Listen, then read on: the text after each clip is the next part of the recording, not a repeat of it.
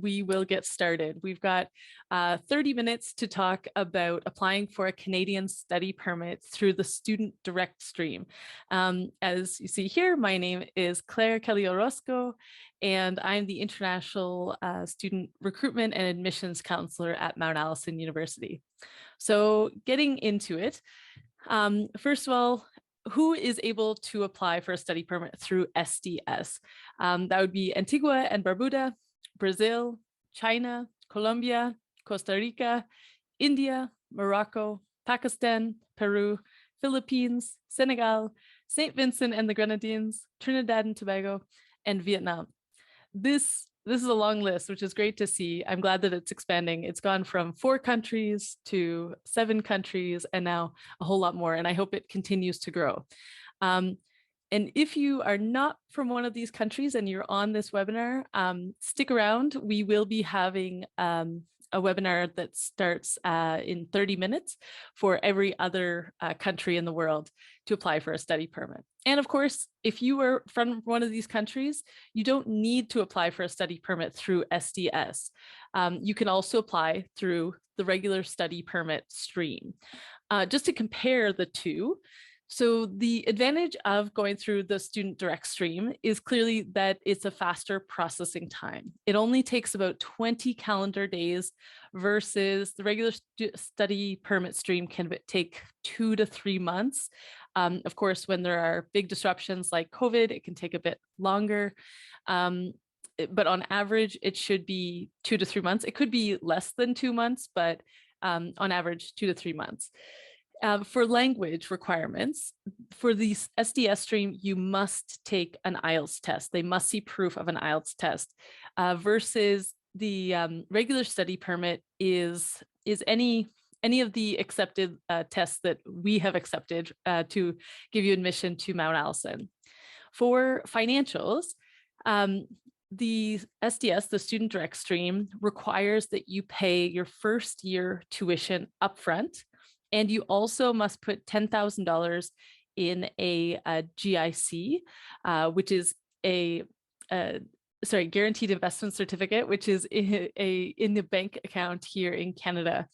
And so that's a requirement for the financial side with SDS versus a regular study permit requires that you just show documents that you have the proof of funds for your first year tuition and $10,000. And then medical, when this program first started, medical and police certificates were required. Now it all depends on which of these countries that you are applying from. It may or may not be required. And that's the same with the regular study permit. If the medical or police certificate is requested, then of course you need to provide it. There's also a long list of other things that we are going to go into, but these are kind of the general differences between SDS, student direct stream, and the regular study permit. So diving deeper into just the SDS, as I mentioned, these are all the highlights, just focusing in on this one. 20 calendar days, you do require an Ielts test. You must pay first year tuition in advance and have $10,000 in a GIC. Medical may be required, police certificate may be required, and you will require letter of explanation, letter of acceptance, your most recent academic transcripts, so from high school, or if you're coming from other post-secondary, your biometrics, so that's your photo and fingerprints. It's a fancy word for photos and fingerprints. Your IRCC forms, which is giving all of your kind of background information and contact information to Immigration Canada. You'll need a photo, you'll need a passport, and you'll need to pay some fees. And I do put another et cetera, because it all does depend country to country of what the specific requirements are. But diving into one of those requirements that is, this is not unique to SDS. This is also if you're applying for a study permit, it's the letter of explanation. The letter of explanation is, or it could be called study plan in your country where you're applying from, but this letter is really important. It explains to IRCC Immigration, Refugee, Citizenship Canada, IRCC. I'm going to say that a lot. So you need to explain to this immigration officer why you want to study in Canada and specifically at Mount Allison University, how these proposed studies in Canada and at Mount A will fit into your future career and or study plans, how you will pay for your studies and living expenses while in Canada, what ties you have to your home country, and you need to state that you will be returning to your home country following the period of authorized stay in Canada. And I'm just going to pause here for a second because this kind of sounds counterintuitive to maybe why you are planning on coming to Canada. Maybe you want to come study here and stay to work and then maybe stay longer for as a permanent resident. However, this letter of explanation needs to prove that if required to return to your country of origin, you can do so. And so it is important that you show the immigration officer that you still have ties to your home country. So that is mostly, family, if you're a bit older, if you have property or business, but usually for Mount Allison students coming right to undergrad, it's usually family, that you still have family in that country. And that you do plan, or at least have some plans to eventually go back to your country if needed. I also added here, it is optional, but you may also wish to explain in this letter any unusual or unique personal circumstances related to your application. So this could be if, I don't know, if you have 2 passports, if you moved recently from one country to another, if you had already applied to Mount Allison or to Canada in the past, and then you decided to cancel that, and now you're applying for a second time. If you have anything that is, as I said, not the standard path, like high school to university, if there's anything out of the ordinary with your path or your documents, it's important to let them know in this letter. And finally, what's very, very important, it's important to Mount Allison when you applied for admission to us, it's also important to IRCC, is that you use your own words. You do not copy and paste from a website. You use your own words to explain your circumstance. This is very important. Okay, so some documents to prepare. And again, I'm just reiterating this this long list, little long list, because it just to remind you that there are a lot of things to prepare, and it's important to prepare in advance. So if you're already tuning into this webinar, that's a good step. Hopefully it's not a week before your departure, because this is going to be on YouTube. And but if you're watching in October and you're coming in September, you are well ahead of the game. That's great. So of course, a letter of acceptance that you have received from us, your admissions letter. So that's an important document for the application. As I just mentioned, the letter of explanation or study plan. As also mentioned, the SDS requires an Ielts test. So if you're planning on doing SDS, go and get that Ielts test now, I'd say. As mentioned, paying your first year tuition and investing the $10,000 in a GIC. Getting the medical exam and police certificate. You could wait until IRCC tells you, or you could do this upfront. That's also a step that some students take to save time. Your most recent transcripts, as mentioned, so from high school, or if you've done any other post-secondary. Your biometrics, fingers and photo prints, or fingerprints and photos, and the IRCC forms that you'll need to fill out. Photos, passport, and fees. The fees are $150 for the application and $85 for biometrics, which I'm going to show in the next step. So again, just like looking at the general list for almost every country, but going to this link, I'm not going to click on it right now, but I will include it in the bottom of the YouTube description when we post this, so you can go and see specifically what your requirements are for your country. So going on to kind of the last slide I have here, your steps of your SDS study permit, your steps to Canada, basically. So step one is the application with all these documents that I mentioned and fees. So you fill out your application online, upload the required documents mentioned, pay the application fee of $150 and the biometrics fee of $85, and submit it online. So the next step is biometrics. So while your application is starting to be processed, you will need to provide biometrics, so fingerprints and photo.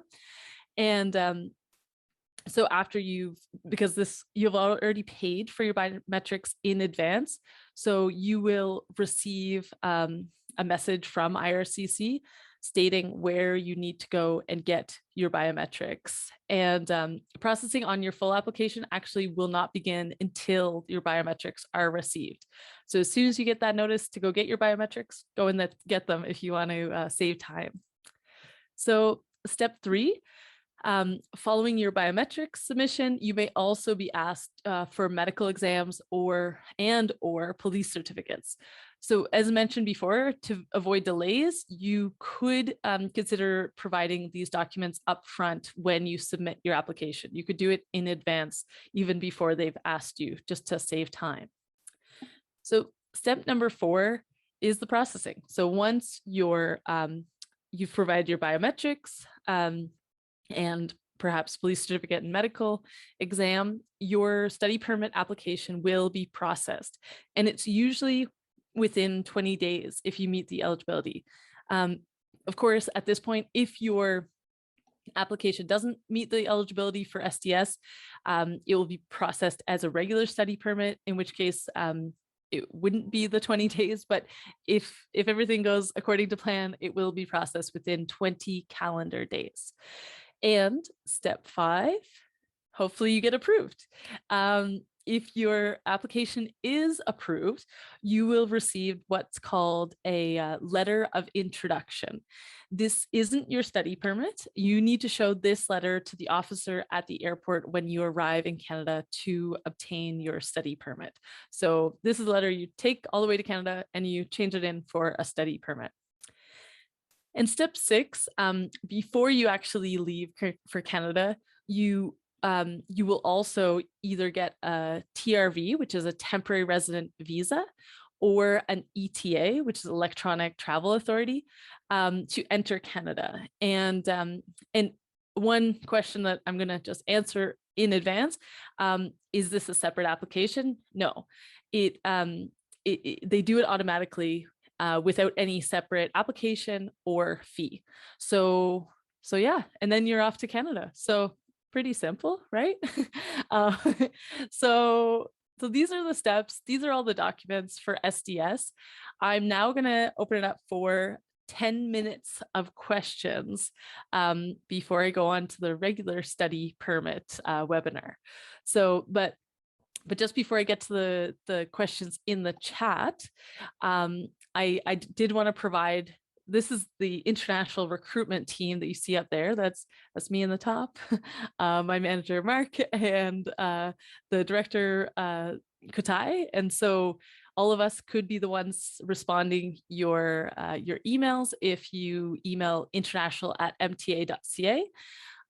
But also, if you want to see a step-by-step the application, what it looks like when you go in and apply online, like kind of screen by screen, there was actually a document that's created on mta.ca/study permit, which was created by the international student advisor, Krista Maston, who you'll meet once you are a student at Mount Allison. Once you arrive, she'll be the one helping you during your time at Mount A. So you can go check that out and get even more details than what this webinar provided. So I hope this was helpful. I'm going to see if there are any any questions in the chat. Oops, sorry. So I don't see any questions now. Maybe I did such a good job of answering all of them in the information. Does anyone have any questions? If not, I'll I'll ask myself some questions that I I know that I've certainly had as I was going through this, and with working with students through the SDS program. Um, so one thing that's different, and a question I get, is about the GIC, so the $10,000. First of all, it's $10,000 Canadian. Maybe everyone knew that, but just to clarify, it's not USD, it's not anything else. It's Canadian dollars in 10,000. And it used to be only one or two banks in Canada that you could get this GIC from, but now it's actually 15 different banks. So you can go on the IRCC website and see the full list of banks that you can get that GIC from. And oh, I do see we have a question. Okay, so we have to pay the whole first year of fees for the SDS permit, or only registration deposit? So good question. So the registration deposit is $250 Canadian, right? And yes, to save your spot at Mount Allison, you should definitely pay the $250. And as a regular study permit, like if you're applying for the regular study permit stream, that could be enough. And we'll talk about that in the next webinar. But for SDS, you must actually pay the first year tuition upfront, like in advance, before you apply for your study permit through SDS. So it is the full, 19,000 approximately Canadian dollars right now. Yeah, I hope that answers your question. Any other questions? That's a good one. Okay, so could you explain more about how to convince the immigration officer that I will leave Canada after graduation? So as I said, I know it's such a contradiction. First of all, even to me, I work as an immigration consultant as well in permanent residency, and I know that international students are some of the best future Canadians that we love to have stay here in Canada. And so it's not so much convincing them that you're definitely going to go back, but you need to explain options that you could go back. So maybe your path, that you want to study either philosophy or medicine or something from a Canadian perspective, and then taking that back to your country and working in your field. And so it's not necessarily that you definitely will, but your career path could set you anywhere in the world, not necessarily Canada, I guess. Also, as I said, saying that you have family members in your home country is really important. So, and we can go back to that slide. I have to go back down all the steps. So, as mentioned here, so essentially sticking to your study and career path, it doesn't. That's why it doesn't have to be the word convince. It doesn't need to be something drastically different, hopefully, from what you're planning on doing. But because if your plan is to maybe work here in Canada in a certain field, then just seeing how that could also be, you could also be working in that field in your home country, I guess. Does that make sense? I hope that answered your question. And of course, if you do have specific questions about that, you can always send us an email. So there you go. Okay, we have time for a few more questions. Oh, got it. Okay, great. I'm glad. So, and I've already answered a few myself while I was presenting, but just a question that I get a lot is about the Ielts score. So the Ielts score needed for SDS is 6.0 average, and whereas I didn't put it in there because Mount Allison actually requires a 6.5. So you will definitely meet the Ielts requirements if for SDS if you are coming to Mount Allison. So maybe you all already knew that as well. And I don't know if anyone on here, it asked about the ETA or TRV, the difference between those. Basically, the TRV is the fancy sticker you get in your passport, whereas the ETA is something electronic. So, but either way, you do need one of those two, and your country officer, it will be stated once you get your letter of introduction with that information as well. So if there are no other questions, I am actually going to switch over to the other webinar on regular study permits. So even if you are coming from an SDS country, you're welcome to sign off on this Zoom webinar and then join the next Zoom webinar link, where you can find out your other permit pathway option if you need. So I hope this was helpful to all of you possibly going through SDS. And if you're looking for a backup, I'll see you in the regular study permit webinar. All right. Thank you for coming. See you at the next one. Bye.